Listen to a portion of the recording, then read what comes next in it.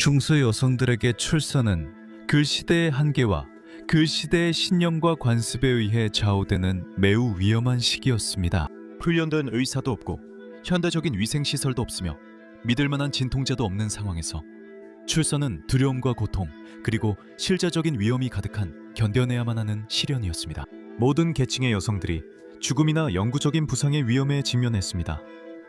귀족 여성들조차도 더 나은 보살핌을 받았음에도 결코 안전하지 않았습니다. 오늘 우리는 시간여행을 떠납니다. 중세시대 출산이 얼마나 고통스럽고 위험했는지, 그리고 그 시절 사람들이 이 힘든 과정을 견디기 위해 어떤 방법을 썼는지 살펴보겠습니다. 예를 들어 여름에 출산하지 않기, 산파의 큰 손을 피하기, 심지어 찬장문을 열어두는 것까지 말이죠. 메디벌 매드니스에 오신 것을 환영합니다.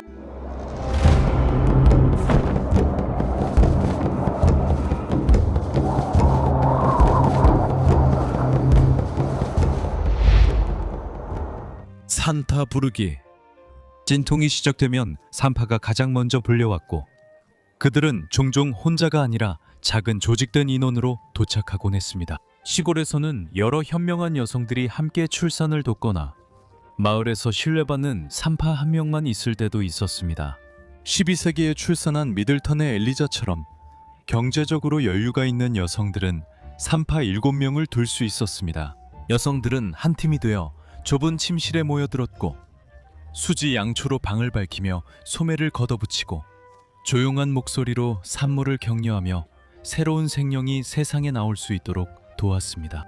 이 여성들은 온갖 다양한 상황에서 불려갈 수 있었습니다. 중세 시대든 다른 어떤 시대든 임신은 결혼 여부나 부유함 같은 신분을 가리지 않았습니다. 1259년 프랑스의 노르망디 마을 상송에서 2명의 지역 산파가 수녀원에 폐쇄된 세계로 불려가 루앙의 니콜라를 돌보게 되었습니다. 니콜라는 서약한 수녀였지만 진통이 시작되어 수도원 담장 안에서 몰래 아이를 낳게 되었습니다. 아이는 출생 직후 세례를 받았는데 아마도 사제가 집전했을 것입니다. 쥐디익하지만 산파들 역시 신생아의 생명, 즉 구원이 위태롭다고 판단될 경우 세례를 지디에. 산파의 책임은 단순한 실무 능력을 넘어섰습니다. 그들은 단순히 의학적 필요뿐만 아니라 모든 출산이 신체적 위험과 신학적 위험을 동시에 지녔던 사회에서 영적인 도움까지도 의지받는 존재였습니다. 그들은 일종의 윤리적 중재자 역할도 기대받았으며 불법 임신의 징후를 살피는 예, 이것은 누니콜라의 상황에서도 거의 확실히 해당되었고, 뿐만 아니라 영아 살해의 가능성까지도 확인해야 했습니다. 여성들은 출산 중에 사망할 경우를 대비해 진통에 들어가기 전에 고해성사를 하라는 말을 들었습니다. 이는 그들에게 큰 자신감을 심어주지는 못했을 것이라고 짐작할 수 있습니다. 하지만 다른 사람들의 도덕성을 감시하는 한편 산파 자신의 행동 역시 철저한 감시를 받았습니다. 1481년 영국의 산파 아그네스 마셜은 자신의 일 중에 마법 부적을 사용했다는 혐의를 받았습니다. 이 혐의는 전문 지식을 가진 모든 여성에 대한 광범위한 의심을 반영한 것이었습니다.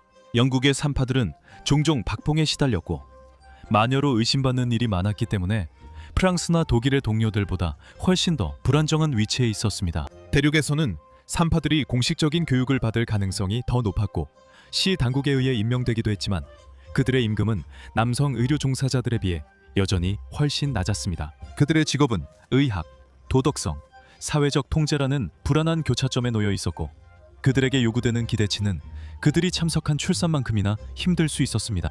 의사들은 거의 출산에 관여하지 않았지만 신분이 높은 여성들이 관련된 경우에는 가끔 호출되기도 했습니다.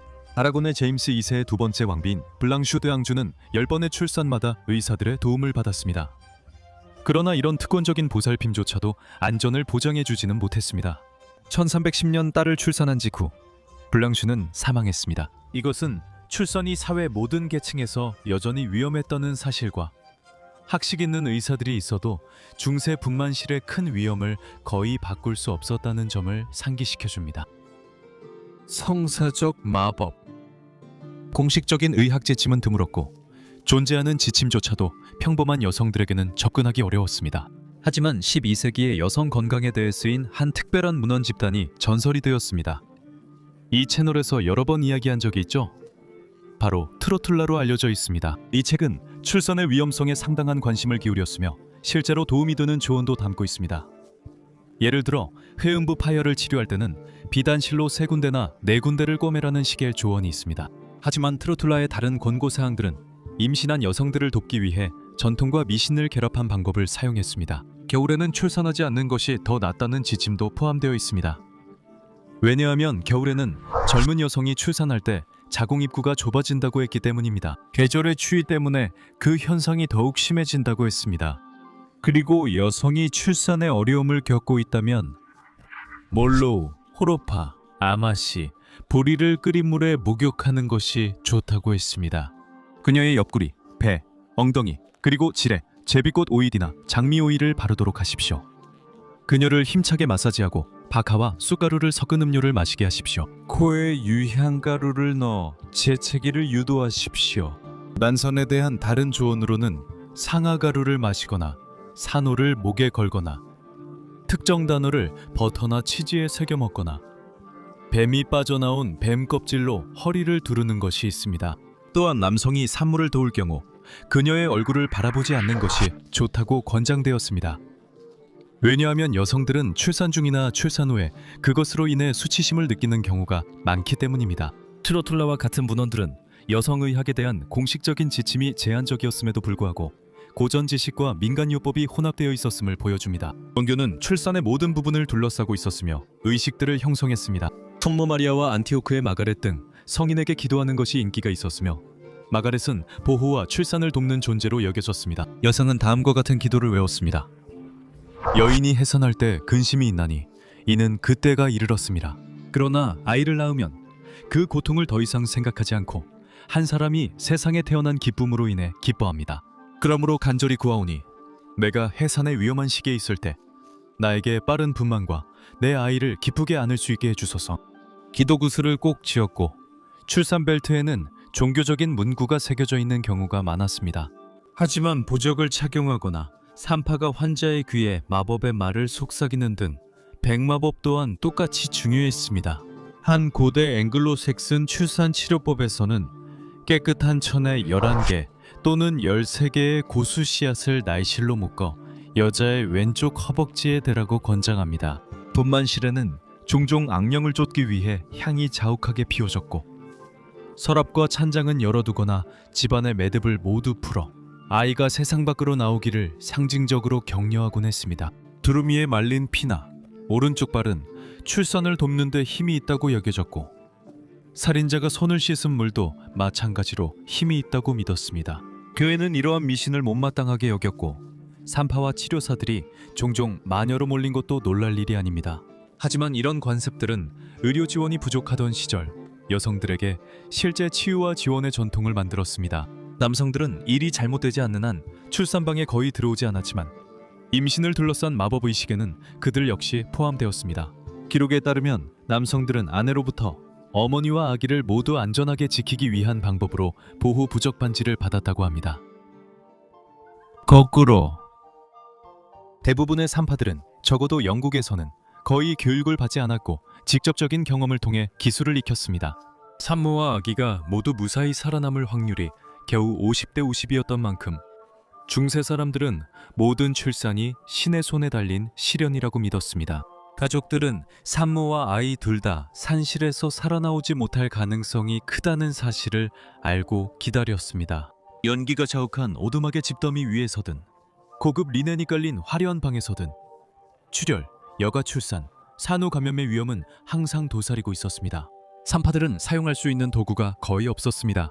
피를 멈추고 아기를 감싸기 위한 천, 탯줄을 자르는 칼, 그리고 사용 시 이로움보다 해로움이 더 클 수 있는 조잡한 경자가 있었습니다. 분만, 즉 아기가 머리 대신 발부터 나오는 경우에는 산파가 손으로 아기의 자세를 돌리려고 했습니다.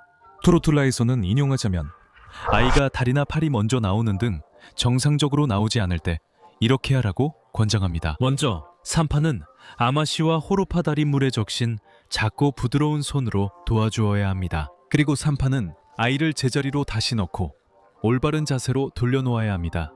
하지만 산파의 손이 크다면 어떻게 해야 하는지에 대해서는 언급하지 않습니다. 진통을 빠르게 하기 위해 약물을 사용할 수 있었지만 통증 완화도 없고 내부 부상에 대한 이해도 거의 없었으며 세근에 대한 개념도 없었기 때문에 산파의 개입은 통제라기보다는 절박한 행동에 가까웠습니다. 솔직히 말해서 산파의 성공은 기술보다는 운, 그리고 아이의 위치, 산모의 건강과 체력에 더 많이 달려 있었습니다. 최후의 수단으로 산모가 사망했지만 아이가 아직 살아있다면, 외과 의사가 없을 경우 산파는 제왕절개를 통해 아이를 자궁에서 꺼낼 수 있어야 했습니다.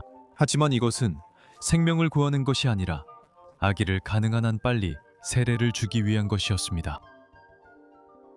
이것이 여성의 일이었습니다. GD에 기록돼 보였던 출산 이후에도 위험은 결코 멀리 있지 않았습니다.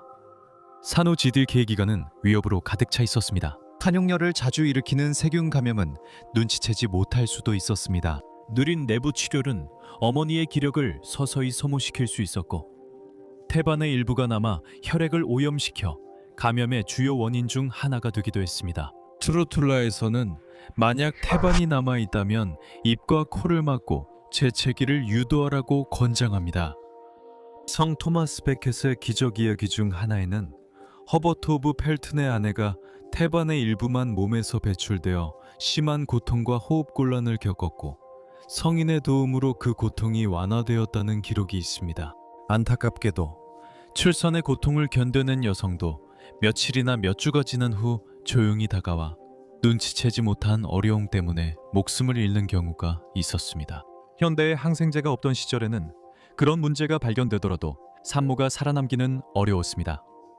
심지어 여왕들도 예외는 아니었습니다. 여성을 혐오했던 괴물. 영국의 헨리 8세의 세 번째 아내인 제인 시모는 아들 에드워드 6세를 출산한 지 12일 만에 세상을 떠났습니다. 그녀의 진통은 매우 힘들었고 이틀하고도 3일 밤이나 계속되었습니다. 중세 여성들에게 출산은 항상 열병, 출혈, 난산 등으로 인해 죽음과 맞서는 도박과도 같았습니다. 경마그의 마취와 신생아 치료가 발전한 오늘날에는 과거의 진통에 따른 두려움을 이해하기 어렵습니다. 중세 여성들은 성인, 부적, 성유물에 의지했습니다. 신앙만이 유일한 방어 수단이었기 때문입니다. 산모와 아이가 모두 살아남는 것은 당연한 결과가 아니라 힘겹게 쟁취한 승리였습니다. 이 역사를 기억하는 것은 많은 여성들의 희생으로 미래 세대가 더 안전하게 태어날 수 있게 했던 그들을 기리는 일입니다. 그들의 인내와 오늘날에도 여전히 출산이 안고 있는 엄청난 위험은 큰 인정을 받아야 마땅합니다. 메디벌 매드니스의 이번 에피소드를 시청해 주셔서 정말 감사합니다. 재미있게 보셨다면 구독하는 것도 잊지 마세요. 저희는 매주 금요일마다 새로운 영상을 업로드합니다. 더 많은 분들을 위해 패트리온을 시작했으니 한 달에 3파운드로 추가 영상을 시청하실 수 있습니다. 또는 한 달에 9파운드로 이처럼 화면에 이름을 올릴 수 있습니다. 여러분의 멋진 지원 덕분에 매달 추가 영상을 만들 수 있었습니다.